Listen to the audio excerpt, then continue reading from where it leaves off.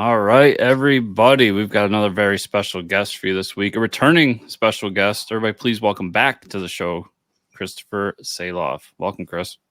Thanks for having me, guys. Yeah, thanks for being back, a fellow D&D tabletop nerd as well as comic book writer. Always glad to have you back. I know we talked about Crit and the whole story of it last time you were on the show, but I feel like you've written quite a bit now since we last talked, probably, and now we're on a new adventure. But for the listeners and the viewers, do you want to just start with like giving the lowdown on what Crit is, C.R.I.T? Yeah. So it stands for constantly running into trouble. And if you've ever played Dungeons and Dragons, you know exactly what that is. It's an entire comic book based off of a homebrewed D&D game featuring, superheroes, which are not really super. They're just my friends. And it's my job to try to kill them in every book. And you have to read all those adventures. So we're on the 8th issue right now. It's issue 7, but it's really the 8th issue because we have issue 0.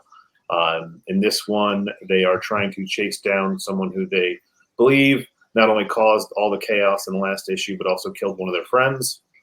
And it's very much Ninja Turtles meets Scooby-Doo.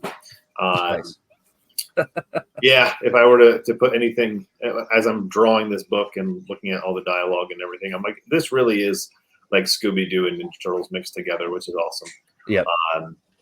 It's an adventure story with a superhero aesthetic, so there are superheroes in it, but it's more like an ongoing adventure than your typical superhero book.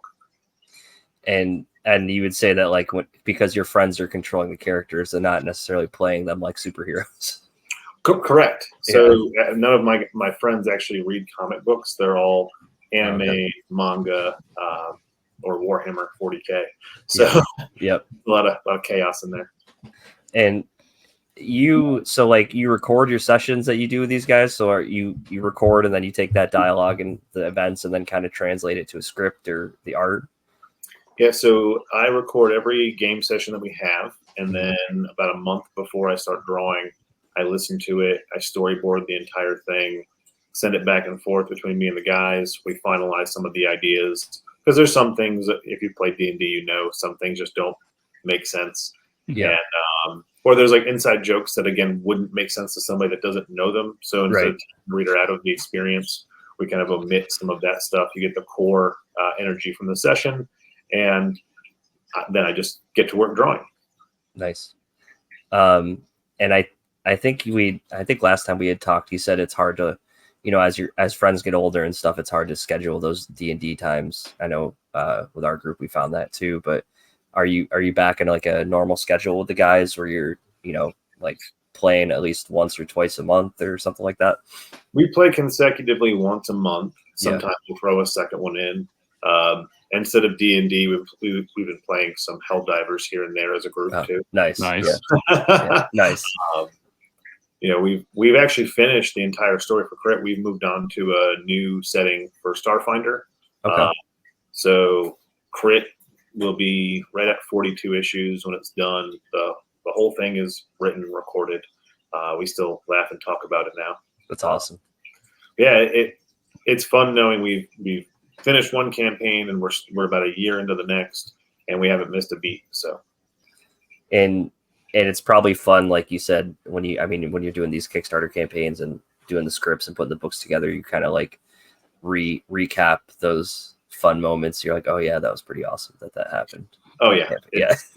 Sometimes when I'm like, oh yeah, I get to relive that again. That was fun. Yeah.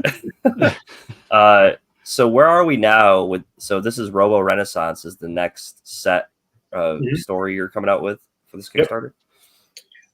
Yeah, this is a lot of fun for me because when I was making this session, I was trying to expand more on the villains and a deeper story that kind of gets uncovered in this issue. So when I was putting that as a DM, when I was putting this all together, at this point, the comic book did exist already. And, when you're trying to balance both a good story and then fun for your friends, sometimes one will take precedence over the other. And so I sat down. I'm like, what would be fun that we haven't done? And I'm like, well, we haven't done a real good dungeon crawl in a while. So I put together a fun dungeon crawl story. And, for D&D players, that's pretty much what they're doing. And there's little bits and pieces where one person's like, oh, I've played this game before. I know that this is going to be a lot of loot over here. And that never works out when they tell me I know what's over here. Yeah. DMs never want to hear that, or they do, because then you're like, yeah, you're so wrong. Right. Yeah. I like put little breadcrumbs figuring, oh, they're not that dumb. They're never going to go for this. And then they do. And then I get to try to kill them. Yeah. That's awesome. But this one's a lot of fun. And the covers for this book are some of my favorites so far. Actually, one of them is a Young Blood homage that got shared around the internet by Rob Liefeld. He actually liked it, so that was really cool. The artist was stoked about that. That's cool. Yeah, William Russell did the first cover. Lewis Thomas did the second, and then you've got the Young Blood homage, which also is a metal cover. Just because I'm a huge 90s fan and I love Young Blood, so when I got that cover, I was like, "That's getting put in metal as well." Yeah. And then Matt Weldon got a hold of the idea prior to me even having any covers, and I sent him some of the concept art, and he sent me back a Dark Crystal meets Labyrinth. Yeah, I'm a big fan of both those movies. So he's like, "Hey, I put this together for you." And I was like, "Oh my god, I love it!" So you have the David Bowie wig for sure. Yep. It's awesome. just a little robot underneath one of the little goblin bots. Yeah, those are really cool covers. And you said only one of them's available in metal. Yes. Yeah. So there's a foil. That the metal one is a foil as well as an aluminum print. You can do the aluminum print as an add-on, and it's also in the top tier. That was something that kind of got added last minute because I did metal covers for the last Kickstarter, and I had one that was sold that never got claimed. The person never updated their card. I tried for a year, and finally just refunded them. So I was at a con recently with my last metal cover, and this lady walks up to the table. She's looking at the books, and she picks up a couple of them, and she sees the metal cover, and she's like, "Oh, I want that too." I'm like, "We already have that book." She's like, "Yeah, but it's metal, and I want it." And I'm like, "Okay, not going to argue. It's a $30 purchase, Yeah, just here you go. It's the same book you're already holding." And so she picks it up, and she's like, "So are you going to be back next year with another metal cover?" And I was like, "Well, I am now." So the Kickstarter. Because I thought about it and I was like, well, if someone who I don't know is that excited about coming next year to get a metal cover, then people that have been, part of the Kickstarters for the past 4 years would probably want one as well. And they've been doing very well on Kickstarter too. So pretty stoked about that. That's awesome. Yeah, those comic people like shiny things. I know, right? Yeah. Being from the 90s, I have a lot of those, I have a lot of those foil covers. And I saw that you have, for a fairly reasonable price, the limited edition deluxe foil of Robo Renaissance for only $15, and there's 46 left, everybody. So I'll probably be picking that up after this. I really aim for like price, to be honest with you, price points. We're all suffering. Our wallet's already suffering enough when we go to the grocery store. There's no point to do that when we go to Kickstarter. And I do save some money because I do most of the work myself. Like I letter it. I draw it. The only thing that comes out of Kickstarter is to pay my colorist, Lewis. Yeah, so that helps make affordable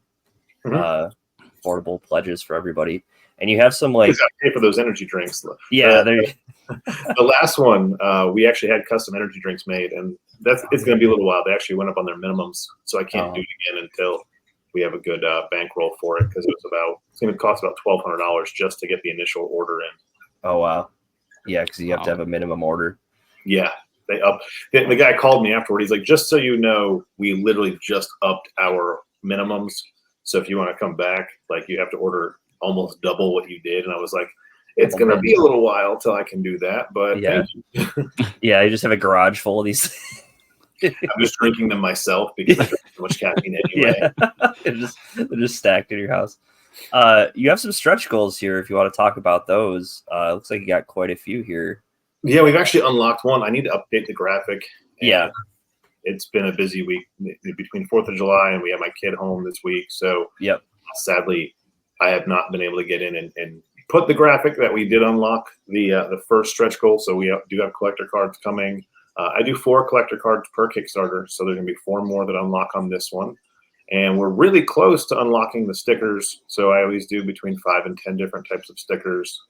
And then Lewis, who's the colorist and did cover B, he's doing 4 character portraits. So we're going to have 4 individual posters with those character portraits done. And then we'll do a keychain. And at the end, if we hit $4,500, for people that have backed before, they know Mr. Wizard and Friends is a very short edition that I'll add into the back of C.R.I.T. It's a TV show that exists within C.R.I.T. And so if we can unlock that, you get another episode of Mr. Wizard and Friends. Oh, that's cool. To have like a B story. Yeah, it's the first D&D game I ever DM'd, so it was chaos. Yeah. So Wanye Kest and his band of vigilantes taking on the Greek gods who have taken over the world, and the only way to beat them is by becoming more popular than them on social media. wow, that sounds awesome. That sounds awesome. But I don't see how that could go wrong. All the time. Yeah. The first session was terrible. They killed all their own people by accident. That's awesome. Mike, you've literally DM'd D&D games. Like, you know exactly I how know it goes exactly wrong. how it could go wrong. Oh yeah. I was being. How can that go wrong? Oh, it goes wrong. It goes wrong. Yeah. Listen, Yeah. my last D&D session, I'm the magic user. I'm the illusionist. And we found a chest, and I was like, I'll reach in the chest for the thing. Got a hand cut off. And I was like, well, the trap's already been set, so I might as well get the stuff, put my hand in, cut my other hand off. Now I'm an illusionist with no hands, Mike. Can you make illusions of hands? That's the question. Exactly. You need your hands to make the illusion. If you cast Mage Hand before you did that, this wouldn't have been a problem. But I'm really looking forward because I just saw the migraine on our DM's head as that happened. He's like, now I got to figure out how to fix this. You can't just have no hands. You just tell people you have invisible hands. That's the illusion. So they're always scared. My next question is: the illusionist Italian? Because then he can't also not speak anymore. You can't talk to people. What are you supposed to do? I am part Italian, so yeah. Yeah. Game over, man. Yeah. Same. We do this all the time. Yeah. Roll a new character. I don't know what to tell you. Yep. So I wanted to throw in there because Mike kind of hinted with it with the energy drink. But you've always had like really cool add-ons and like different things going on with the book alongside just the comic. And we have a few of them here that you have offered. This is all stuff you had from previous campaigns, right? So the bookmark, the T-shirt, and the action figure are all new for this Kickstarter. Okay. I kind of went a little bit more, no pun intended, bare bones on this one. Few reasons. One, financially, I didn't want to overextend myself on this, given just the nature of things. And 2, there's a lot of chaos going on. I said, well, this book is more homegrown for me. I wanted to keep it really tight. So I had people that were asking about bookmarks in the last few Kickstarters, and I saw that there was a need. So put the bookmark in. The T-shirt is actually a remake again of the Youngblood T-shirt that launched with the Youngblood comic book. And I said, hey, I already have the cover. I might as well rip everything off of Youngblood because, why not? And the T-shirt just looked really cool when I did the graphic design work on it. And I was like, okay, now I want the T-shirt, so it's going in the Kickstarter. And I already have the action figures done. They're actually fully posable. I have one right over here. I'll show you. Cool. Nice. Yeah, that's really one way to get the action figure, everybody. Yeah. I just want to say it's not you don't see an action figure every day on. Yeah, so it's a fully posable action figure. Nice. Arms move, head turns, legs, crazy. And he has a detachable shield. So you take the shield off where that camera is, and then you just have bones just chilling. And then for the Warhammer enthusiasts there that like to paint, there you go. You can paint it up. Exactly, because I can paint, but I really don't want to. I know. Like, real. It's as soon as you promise paint, like everyone's gonna order it, and you're gonna have to paint like 50 of these things. Oh, I know, and I really don't want. I don't even paint my own. Yeah, and that's one of the reasons I don't play Warhammer. No. That is the reason I don't play Warhammer. Yeah, there's a few reasons. One, the cost of doing it. Yeah, that too. So my father got into Warhammer by accident. He just saw the miniatures, bought them, started painting them, and my dad's a craftsman. Like, he's a ridiculous artist in all categories. So he takes them and he modifies them with clay and bottle tops, like all this crazy stuff that he could find, and made them look cooler. Well, then he's bringing them to the shop and he's like, oh, this is a game. He had no clue. And he's like, I want to play, So he brings all this stuff and like, well, you can't play with custom, designs. And he's like, what? I just spent thousands of dollars on this and I can't play with it? Like, what are you talking about? So it kind of turned me off too. I was like, well, I'm glad I haven't spent thousands of dollars, Dad. Thanks for taking the hit. Yeah, that's the crazy thing about it that I found out, because I play quite a bit of Magic, and there's a lot of Warhammer players usually adjacent to us, and painting them is one thing, and then knowing like each colors gives you different attributes and all that shit. I had no idea. I was like, wow, I would have just painted them my favorite color and been like. The day I went to the gaming store with a friend of mine who plays Warhammer, and he pulled out like some tank. Yeah, I don't know. I don't play this game, but he pulled out some tank. He's like, man, I really want this. I'm like, oh, it's cool. Like, how much is it? Thinking like I would buy him the tank to be nice. He's like, oh, dude, it's like $150. I'm like, you can go fuck yourself. I'm not buying this thing for you. $150 for that thing? Yeah. Oh, no, I thought it was going to be like $20-$30. Not even painted. Yeah. The amount of paint you'd have to buy. Have those little canisters for that shit. Yeah. You have to go home and build it too. Like, oh yeah. Come on, man. I know it's too much work. I don't even go to the restaurant if I got to make my own plate. Come on. Yeah, exactly. Come on. Yeah. But before we veer off this too much, I remember from the previous time we talked, you had the homebrew that you were also selling as an add-on or as part of the last campaign. Do you still have that, and is that still available to people? I have not added it back. I want to make some modifications to it because of the OGL issue we had last year. Mm-hmm. So those of you that don't know, Wizards of the Coast was trying to monetize anything that you made using D&D they wanted money for. Yeah. I really wasn't about to lose any more money making comic books. Right. So what I did was I reached out to Paizo. Paizo gave me permission to go ahead and just restructure everything we have using Pathfinder, because I used 5th edition and 3.5 to make what we have now. So it's going to be a really easy transition to go from that to Pathfinder. Mm-hmm. And then what I'll do is I'll put that on, once I get that authorized. So got to redo the whole thing after 500 hours worth of work. No big deal. Yeah, it's interesting because I think Wizards, did they eventually went back on that, right? That stance. Yeah, but my stance on it is if they're willing to try it once. Oh yeah, it's kind of. They're gonna do it again. Yeah, and they sent Pinkerton to somebody's house. Come on. Yeah. It's usually a soft sell. Like they try to get you, everybody pushes back, and then they'll find a way to come back with it and make it sound nicer. Yeah, usually what happens. Yeah. So I'd rather just go with Paizo, who is a big proponent for community-driven content. No, I think that's great, and it's funny you bring that up because there's so many Kickstarters at the time, even right now, that are like 5e compendiums, or to play along with the game, and it's like, what the hell, Well, what's really funny to me is I think they bit themselves in the ass a lot with that, because I think a lot of those people that made like little modules and stuff for D&D and made like a couple extra bucks doing it just end up making their own games instead. Yeah. It's like, I'd rather play those games.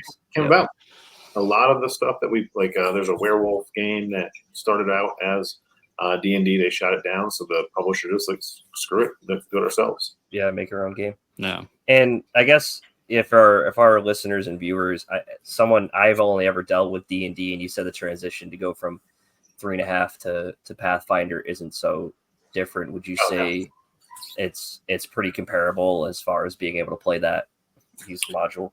So 3.5 is essentially Pathfinder Light. Okay. Being real, the team that built 3.5 actually went and created Paizo, the company, and just took their rule set and modified some of it. Okay, cool. Yeah, I didn't know that. Before we nerd off on too much of that. Yeah, right. No, I just didn't. As somebody who never knew that. So yeah, just wrapping this whole thing up. You have a lot of add-ons. You have a lot of cool stretch goals, and now we have some art pages up there if anybody wants to see that fantastic art. Yeah, we have these are a few pages from the Robo Renaissance that you have up there, right? Interior art. Yes. Yeah. So they're unlettered. You know, there are lettered pages if you'd like to see them. I've got tons of other books. I've had a few people in the past that said, "Are you going to show lettered work?" And I have 8 books of lettered work. I don't want to give too much of the story away because some of these pages really do describe some cool things. Yeah. You know, Caliber gets a new toy. Boulder gets relegated to a suit that he doesn't want to wear. I'm a fun DM. Let's just put it that way. Yeah. This is.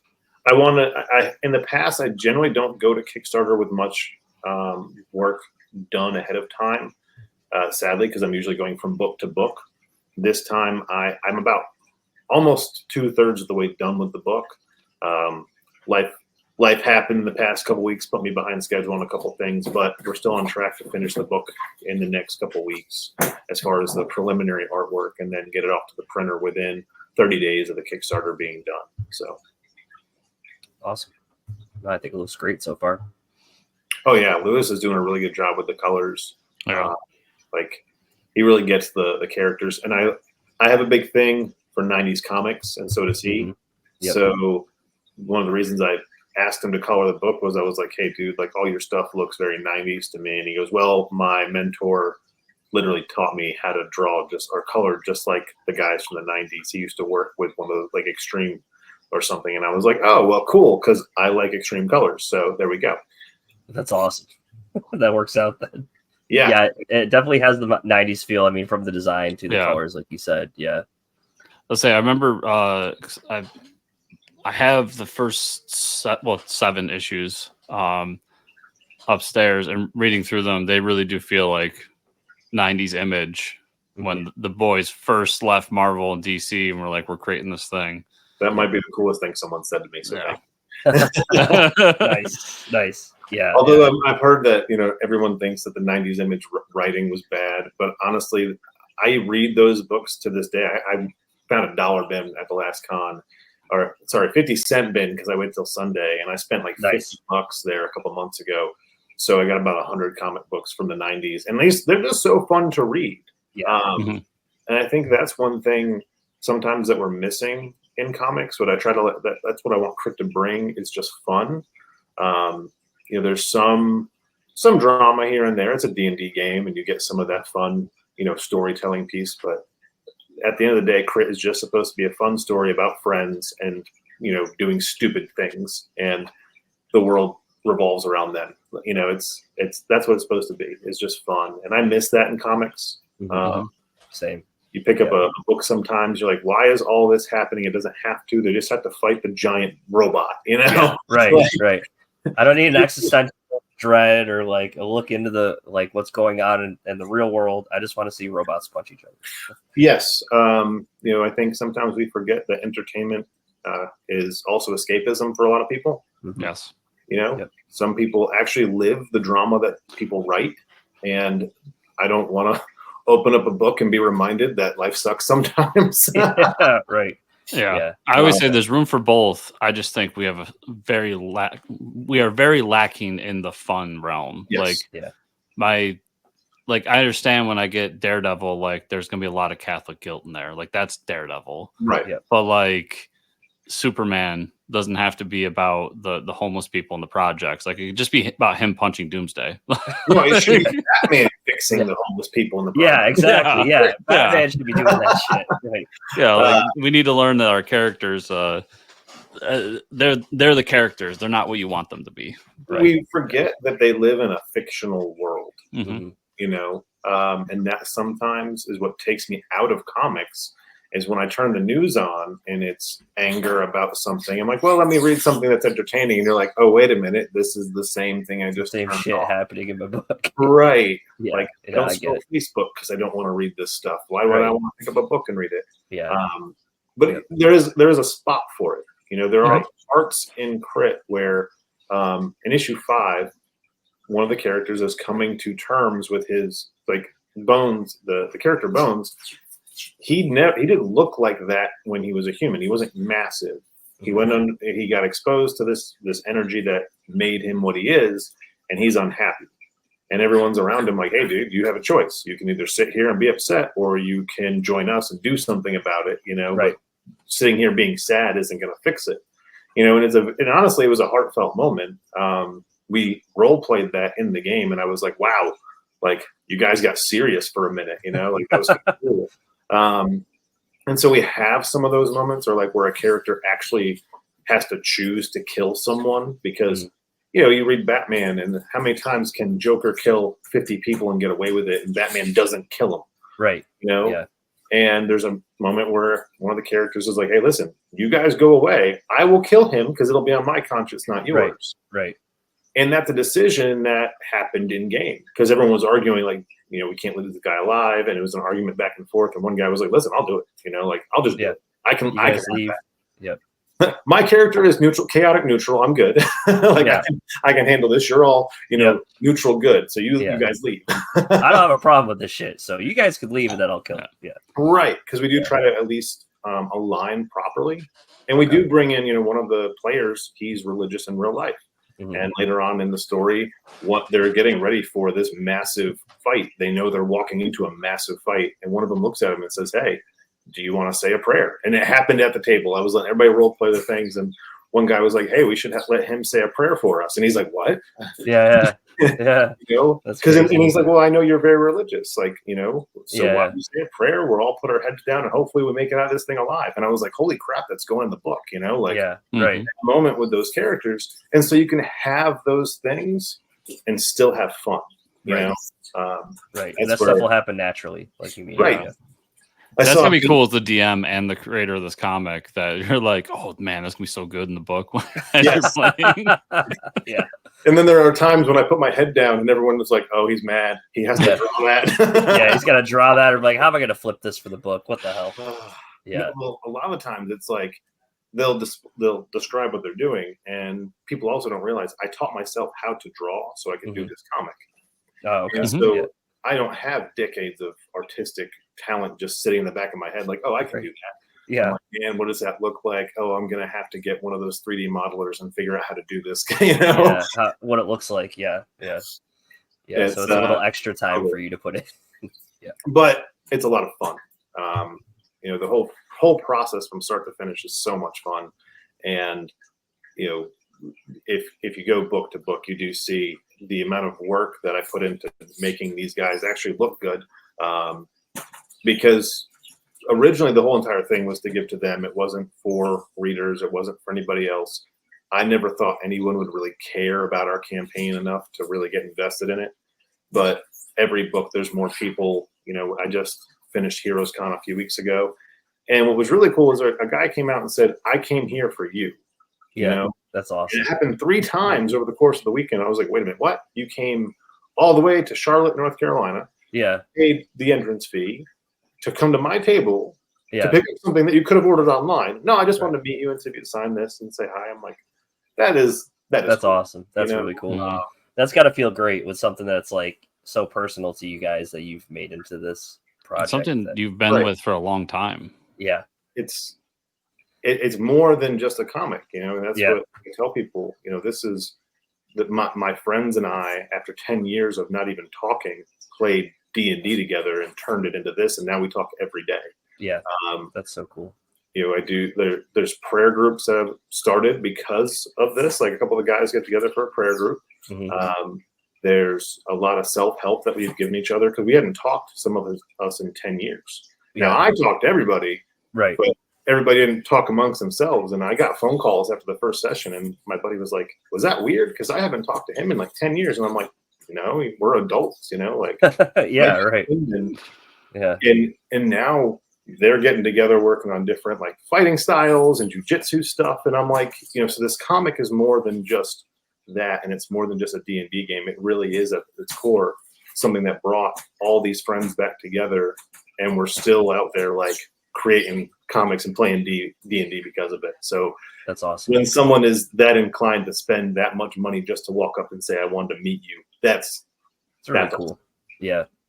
And it's cool because like I haven't seen anybody really doing anything like this, or like having that much content maybe to do their their role playing campaign and then turn that into a story. Has anyone approached you and been like, oh, they've tried to do that, or they've gotten inspiration from you to do something like this? There's a few that have popped up, Yeah, but they're not, they're traditional D&D games generally. Mhm. Yeah, A lot of orcs and monsters and things like that. yeah, yeah. I don't know if you guys can hear my bearded dragon is going nuts back there. So No, Okay. you're good. You're good. Yeah, That's he awesome. wants to come out. Yeah. But no, like I've had a few people that have started and done a few books. Generally, they're one shots, so it's like 4 to 6 books. Yep. No one that I know of plans a 42 issue series. Yeah. I don't know if they just don't like the punishment that goes into it. They're not masochists. Yeah. Yeah. Now I do know there's some creators out there that use like D&D or role play some certain things to make characters more organic. I have heard people talk about using role play for dialogue purposes. I have not entirely seen someone do what I do. Yeah. Yeah, I haven't either. Being real, which is cool. Yeah, no, it's really cool. Yeah. And before we wrap up here, you had mentioned you went to the Heroes Con and stuff. Do you have any cons coming up the rest of the year that you're going to, or? Yes. Yeah. Quite a few, actually. So I've got Congregate, which is this coming weekend. So next weekend I'll be in Winston-Salem, North Carolina for Congregate. It's like a sci-fi con, but it's in my hometown, not even 10 minutes away. So I go every year. Oh, cool. And that's a lot of fun. There's, what is it? Atlantic Con, the one that just popped up, the new con in Virginia Beach. Oh, yeah. I'll be at that one in August. That'll be cool. September, I have an option to do a one-day con in Raleigh at like a comic book store. I haven't committed to it yet because I don't know the details, and it's a lot of setup and drive for what I don't know anything about. I think it's at an arcade or something, and I'm like, I don't know how that's going to go over. So got to do some research. Yeah. Now I am going to be at New York Comic Con, not set up at a table. I'm there as a vendor for Heroes and Villains. But I am going to I will have my comics with me with permission from the vendor there. So they said I can bring my stuff. I just won't have a table. So if anybody wants to come and get some crit, they can see me at New York Comic Con. Cool. I'll be at South Carolina Junior in October. And that's all that I know of right now. We're talking about doing the Raleigh-Durham NC Comic Con in November, but I've got to get $800 to get a table. So, yeah. It's not cheap. Right. There's a few guys that want to go in on the table. I'm just waiting to hear some confirmations because I think we can split it $200 a piece, and then that's worth it to me. It's a booth. It's a 10 by 10 booth. So I was like, hey, that's nice.